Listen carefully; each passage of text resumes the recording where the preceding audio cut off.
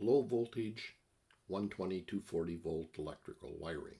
Chapter 2F, Wago, the revolutionary new type of connector.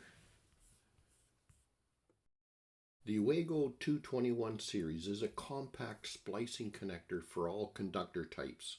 It provides electricians with a fast, easy, and safe way to terminate solid, stranded, and fine stranded conductors without tools. The 221 series portfolio includes 2, 3, and 5 wire connectors in 12 and 10 AWG maximum, 4 mm squared and 6 mm squared versions. The original model connectors accommodate all conductor types ranging from 24 to 12 AWG. This flexibility permits a wide range of applications, especially when conductors of different types and sizes are used together. Wiring is simple. First, strip the conductor according to the strip length guide printed on the side of the connector housing. Open the clamping unit via the easy-to-use lever. Insert the conductor, then simply lower the lever to close the clamp. The transparent housing permits visual inspection of the conductor position. It clearly shows the conductors have been stripped and inserted properly.